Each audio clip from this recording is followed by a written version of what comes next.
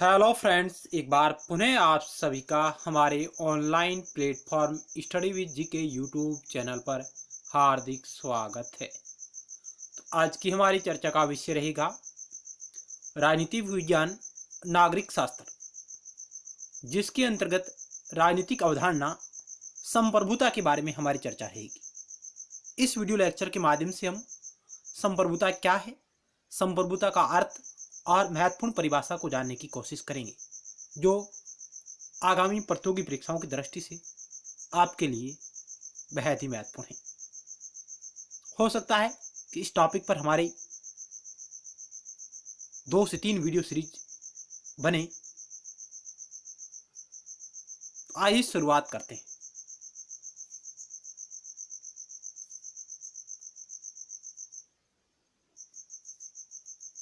संप्रभुता, जिसे इंग्लिश में सॉवरेनिटी भी कहा जाता है। सॉवरेनिटी इंग्लिश शब्द यह लैटिन भाषा के सुपरनेस से बना है, यानी सॉवरेनिटी, जिसका हिंदी रूपांतरण संप्रभुता है, प्रभुसत्ता है, राजसत्ता है। यह लैटिन भाषा के सुपरनेस से उत्पन्न हुआ है, जिसका अर्थ होता है सर्वशक्ति। तो आइए टू द पॉइंट आगे बात करते हैं।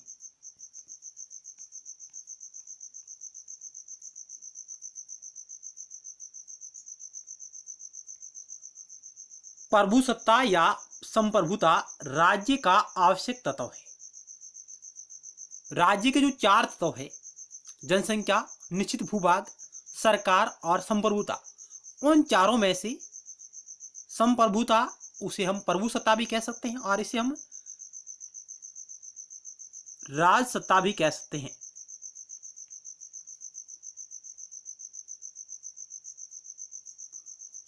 प्रभुसत्ता, संप्रभुता या राजसत्ता या सॉवरेनिटी राज्य का आवश्यक तत्व है। इसके अभाव में हम राज्य की कल्पना नहीं कर सकते। राज्य अपनी इसी लक्षण के कारण आंतरिक दृष्टि से सर्वोच्च और बाहरी दृष्टि से स्वतंत्र होता है। यानी कोई राज्य, देश, राजनीति में देश के लिए राज्य शब्द का प्रयोग किया जाता है अधिकतर। कोई राज्य अपने इसी लक्षण के कारण, यानी संप्रभुता या सॉवरेनिटी के कारण ही आंतरिक दृष्टि से सर्वोच्च और बाहरी दृष्टि से स्वतंत्र होता है। राज्य के 4 अंगों, जनसंख्या, निश्चित भूभाग, सरकार और संप्रभुता में से सरकार और संप्रभुता को राज्य का आध्यात्मिक आधार माना जाता है। यानी सरकार और संप्रभुता को राज्य का आध्यात्मिक आधार माना जाता है और संप्रभुता को राज्य की आत्मा, साउल ऑफ स्टेट भी कहा जाता है। संप्रभुता राज्य का सबसे महत्वपूर्ण तत्व है। इसके बिना राज्य की कल्पना करना व्यर्थ है।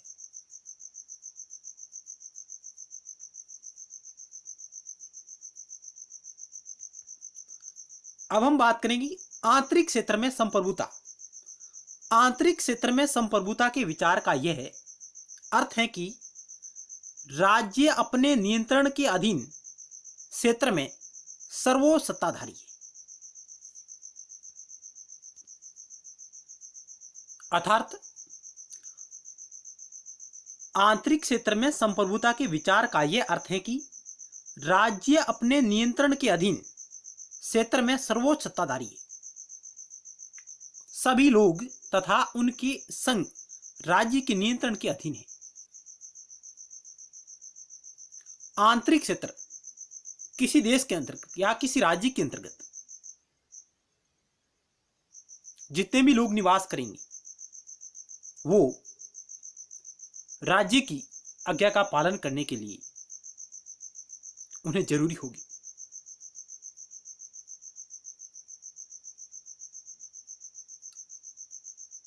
जो भी कार्य, जो भी कानून बनेंगी, वो उस राज्य के अधीन होंगे।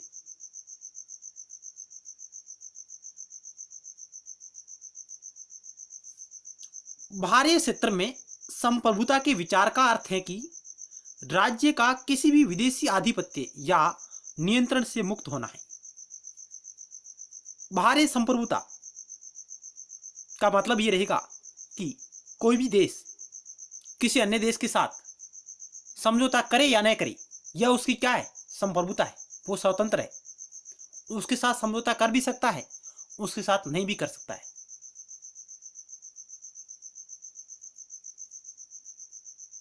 यानी राज्य का किसी विदेशी आधिपत्य या नियंत्रण से मुक्त होना, ये बारह क्षेत्र में संप्रभुता है।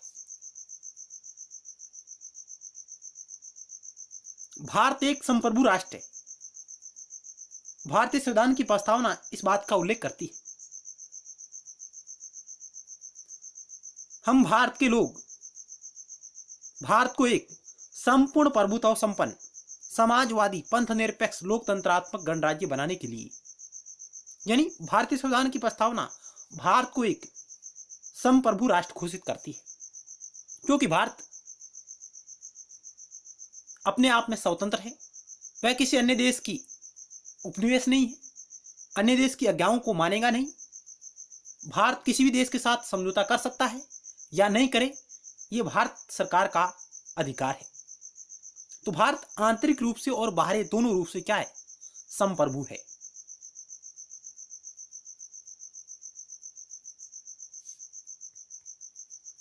आगे बात करते हैं प्रभुसत्ता की संकल्पना। प्रभुसत्ताधारी की इच्छा को सर्वशक्ति के रूप में मान्यता देती है। यानी संप्रभुता की संकल्पना संप्रभुताधारी की इच्छा को सर्वशक्ति के रूप में मान्यता देती है। इसलिए प्रभुसत्ता एक असीम और स्थायी शक्ति है। संप्रभुता क्या है, असीम है और स्थायी शक्ति है। इसका अर्थ यह नहीं है कि प्रभुसत्ता का प्रयोग करते समय विवेक से काम नहीं लिया जाता, या प्रचलित रीति रिवाजों या सामाजिक मूल्यों या न्याय या सामान्य हित के विचार को ध्यान में नहीं रखा जाता। कहने का मतलब ये होगा कि यदि हम प्रभुसत्ता का प्रयोग करते हैं तो हमें इन सभी बातों को ध्यान में रखकर इसका प्रयोग करना होता है। सामाजिक मूल्य, न्याय, सामान्य हित, प्रचलित रीति रिवाज, परंपराएं, इन सभी को एक दृष्टि में रखा जाता है।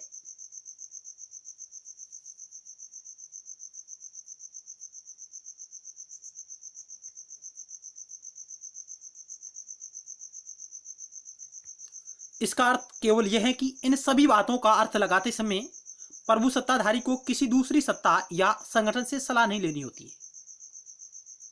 यानी जब प्रभुसत्ताधारी इन सभी बातों के बारे में गौर करेंगे, सामाजिक मूल्य, न्याय, सामान्य हित, प्रचलित रीति रिवाज, इन सभी बातों का ध्यान रखेगा, तो प्रभुसत्ताधारी क्या करेगा, उसे किसी दूसरी सत्ता या संगठन से सलाह लेनी नहीं होती है। इसलिए वो अपने आप में क्या है, संप्रभुधारी है। आगे हम अगली वीडियो सीरीज में प्रश्नों के माध्यम से इस टॉपिक को बहुत ही अच्छी तरह से समझने की कोशिश करेंगे कि इस टॉपिक से किस प्रकार के सवाल प्रतियोगी परीक्षाओं में पूछे जा रहे हैं। मल्टीपल चॉइस क्वेश्चनों के माध्यम से हम इसे अच्छी तरह समझने की कोशिश करेंगे।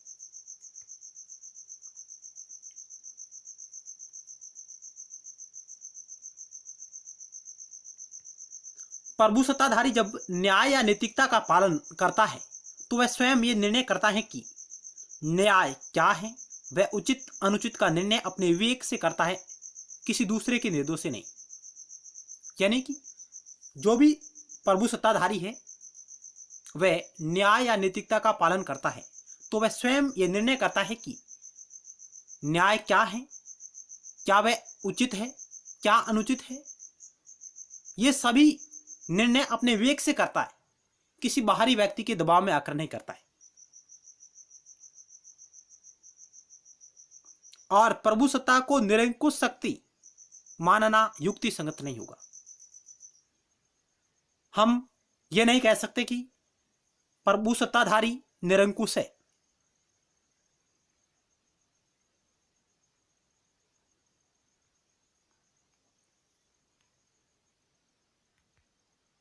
अब आगे JW गॉर्नर की पुस्तक आती है इंट्रोडक्शन टू पॉलिटिकल साइंस, राजनीति विज्ञान की रूपरेखा के अनुसार उन्होंने एक परिभाषा दी है इस पुस्तक में।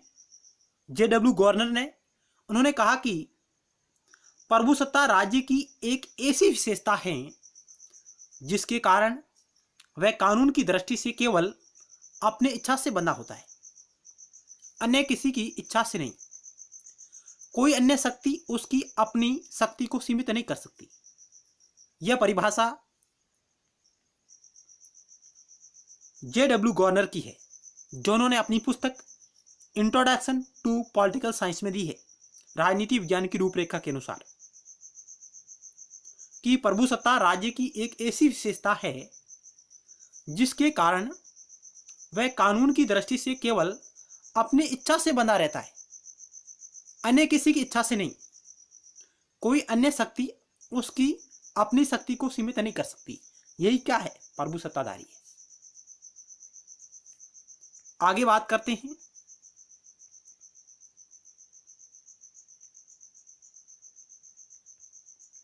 प्रभुसत्ताधारी सॉवरेन, चाहे कोई मुकुटधारी नरेश हो या मुख्य कार्यकारी हो या कोई सभा, वह केवल अपनी इच्छा से कानून की घोषणा कर सकता है। जिसके पास संप्रभुता होगी, चाहे वह राजा हो, चाहे मुख्य कार्यकारी अधिकारी हो, चाहे कोई सभा का अध्यक्ष हो, वह केवल अपनी इच्छा से कानून की घोषणा कर सकता है। यदि उसके पास संप्रभुता है तो वह आदेश जारी कर सकता है और राजनीतिक निर्णय कर सकता है। ये कानून, आदेश, निर्णय उसके अधिकार क्षेत्र में आने वाली सभी लोगों या समूहों या संगठनों के लिए क्या है? बाध्यकारी होते हैं। जो भी प्रभुसत्ताधारी आदेश जारी करेगा, नियम बनाएगा, वे सभी उसके नियंत्रण में आने वाले सभी संगठनों, समूहों, लोगों पर क्या है? लागू होगी।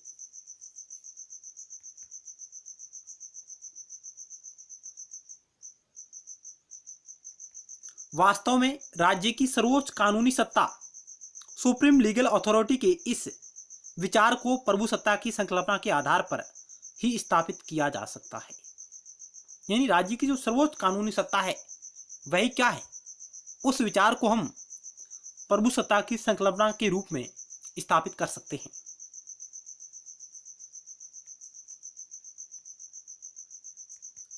संप्रभुता शब्द की उत्पत्ति लैटिन भाषा की सुपर प्लस ने से हुई है, जिसका अर्थ सर्वोच्च सत्ता। अतः संप्रभुता किसी राज्य की सर्वोच्च सत्ता को कहा जाता है। यानी किसी राज्य की सर्वोच्च सत्ता ही क्या है? संप्रभुता है।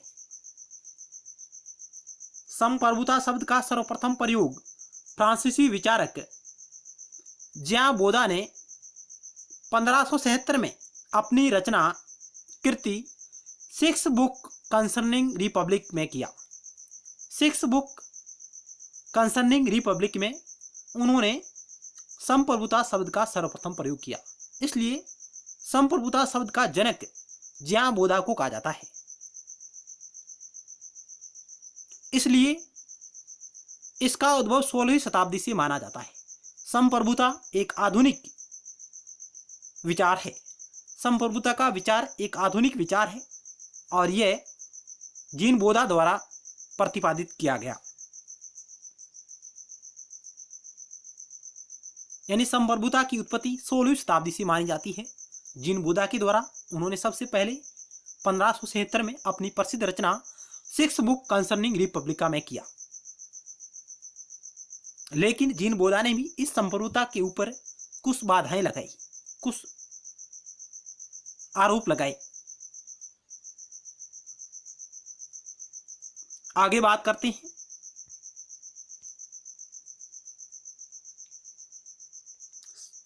संप्रभुता का मूल यूनानी विचारक अरस्तु के विचारों में भी दिखाई देता है।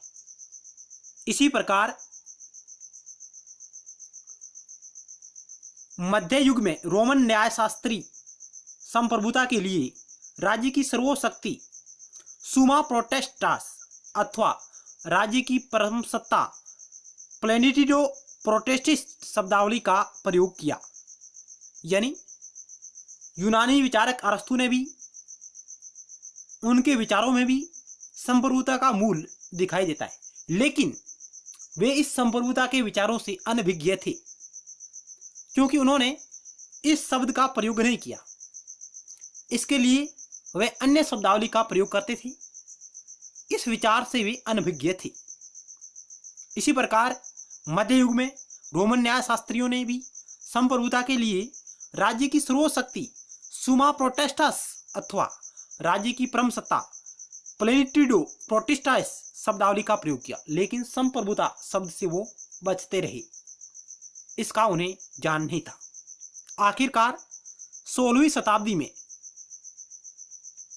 जीन बोधा द्वारा संप्रभुता शब्द का प्रयोग किया गया। अपनी पुस्तक 6 बुक कंसर्निंग रिपब्लिका में तो हम कह सकते हैं कि संप्रभुता का विचार आधुनिक काल की देन मानी जाती है।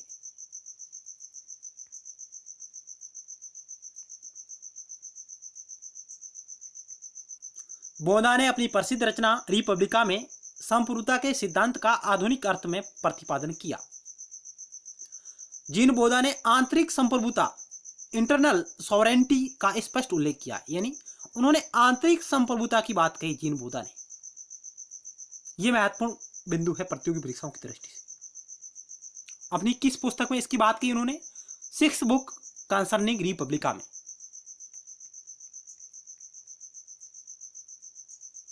और उन्होंने आंतरिक संप्रभुता का स्पष्ट उल्लेख किया है, लेकिन संप्रभुता पर जीन बोधा ने ही कुछ बाधाओं को आरोपित किया है। आगे बात करें तो हुगो ग्रोसियस ने 17वीं शताब्दी में बाह्य संप्रभुता एक्सटर्नल सॉवरेंटी की धारणा को अभिव्यक्त किया। बाह्य संप्रभुता, अंतर्राष्ट्रीय संप्रभुता, इसकी बात हुगो ग्रोसियस ने की है। इसलिए हुगो ग्रोसियस को अंतर्राष्ट्रीय कानून का जन्मदाता भी माना जाता है। अंतर्राष्ट्रीय कानून का जनक भी कहा जाता है हुगो ग्रोसियस को। इन्होंने बाहरी संप्रभुता की धारणा को अभिव्यक्त किया है।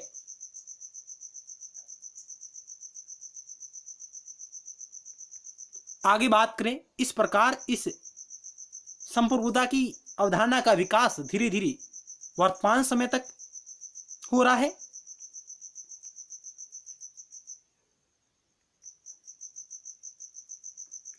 ऐसा माना जाता है कि इस सिद्धांत की उत्पत्ति 16वीं शताब्दी में हुई। उन दिनों जब 16वीं शताब्दी में इस सिद्धांत की उत्पत्ति हुई, उन दिनों मध्ययुगीन मान्यताएं और संस्थाएं लुप्त होती जा रही थी और राष्ट्रीय एवं राजतंत्रीय राज्य का उदय हो रहा था। जब ये विचार दुनिया के सामने आया संप्रभुता का, तब मध्ययुगीन जो भी मान्यताएं और संस्थाएं थी लुप्त होती जा रही थी और राष्ट्र राज्य का उदय हो रहा था। प्रभुसत्ता का सिद्धांत इसी राज्य का औचित्य स्थापित करने के उद्देश्य से प्रस्तुत किया गया, यानी राष्ट्र राज्य की राजतंत्रीय राज्य का उदय हो रहा था और इसी की औचित्य स्थापित करने के लिए यह सिद्धांत हमारे सामने आया।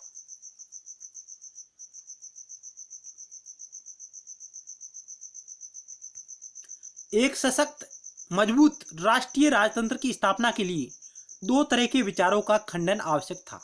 उस समय 16वीं शताब्दी में एक मजबूत राष्ट्रीय राजतंत्र की स्थापना के लिए 2 तरह के विचारों का खंडन आवश्यक था और इनका खंडन करने से ही संप्रभु की अवधारणा का विकास होने लगा।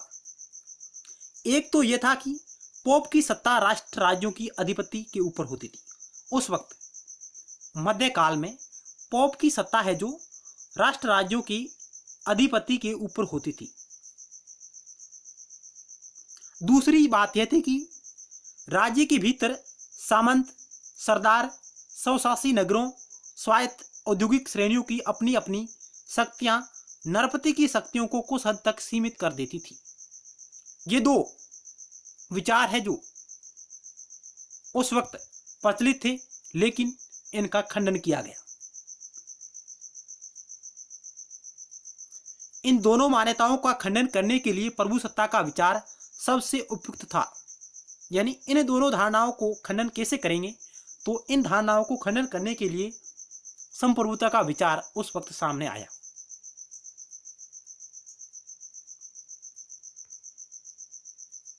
आगे चलते हैं। फ्रांस में राष्ट्र राज्य का उदय होने लगा और ज्यां बोदा ने अपनी प्रसिद्ध कृति द रिपब्लिका, जिसका पूरा नाम 6 बुक कंसर्निंग रिपब्लिका के अंतर्गत राज्य को परिवारों और उसकी मिलीजुली संपदा का एक ऐसा संगठन बताया जहां एक सर्वोच्च शक्ति और विवेक का शासन चलता है। जीन बोदा ने अपनी इस पुस्तक में कहा कि राज्य है जो राज्य को उन्होंने परिवारों और उनकी मिलीजुली संपदा का एक ऐसा संगठन बताया जहां पर एक सर्वोच्च शक्ति और विवेक का शासन चलता है। उसने प्रभुसत्ता की एक परिभाषा दी जीन बोदा ने कि यह नागरिकों और प्रजाजनों के ऊपर एक ऐसी सर्वोच्च शक्ति है जो कानूनों के बंधनों से नहीं बंधी होती है। जीन बोदा प्रभुसत्ता की परिभाषा देता है संप्रभुता की, तो वो कहता है कि यह नागरिकों के और प्रजाजनों के ऊपर एक ऐसी सर्वोच्च शक्ति है, उसका संकेत देती है, जो कानूनों के बंधनों से नहीं बंधी है। तो यह परिभाषा जीन बोदा की है, इसे आप नोट करिएगा, क्योंकि कई बार यह परिभाषा प्रतियोगी परीक्षाओं में पूछी गई है। आगे चलते हैं।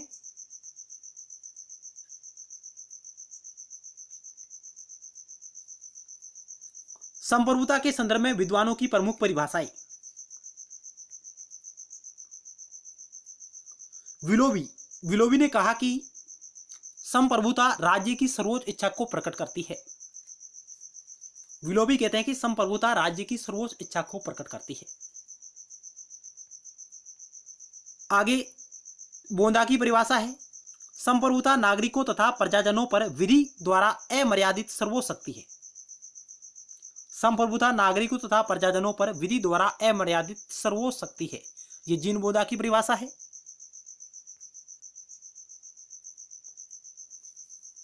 तो इसका विकास क्रम की बात करें संप्रभुता की, सबसे पहले बोदा, उसके बाद हुगो ग्रोसियस, उसके बाद हॉब्स, रूसो और ऑस्टिन के विचारों में संप्रभुता का विचार सर्वोत्तम रूप से विकसित हुआ। सबसे पहले बोदा, उसके बाद हुगो ग्रोसियस, हॉब्स, रूसो और ऑस्टिन के विचारों में संप्रभुता का विकास अपने चरम सीमा पर पहुंचा धीरे धीरे। आगे परिभाषा की बात करें, डुगवी की परिभाषा थी। उन्होंने कहा कि संप्रभुता राज्य की आदेशकारी शक्ति है। संप्रभुता राज्य की आदेशकारी शक्ति है।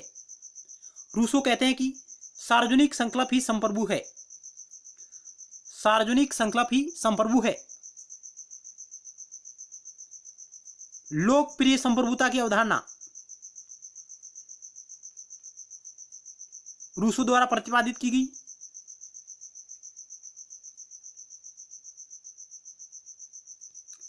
पॉपुलर सॉवरेंटी की बात रूसो करता है। रूसो को संप्रभुता के उच्च धर्मादेश के रूप में भी जाना जाता है।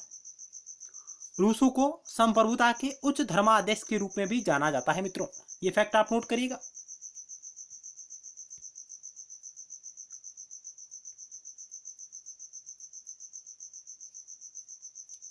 आगे जेलनेक की परिभाषा थी।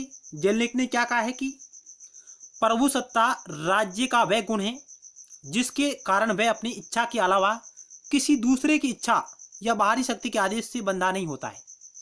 यानी प्रभुसत्ता राज्य का वह गुण है जिसके कारण वह अपनी इच्छा के अलावा किसी दूसरी इच्छा या बाहरी शक्ति के आदेश से बंधे नहीं है। यह जेलेनेक की परिभाषा है।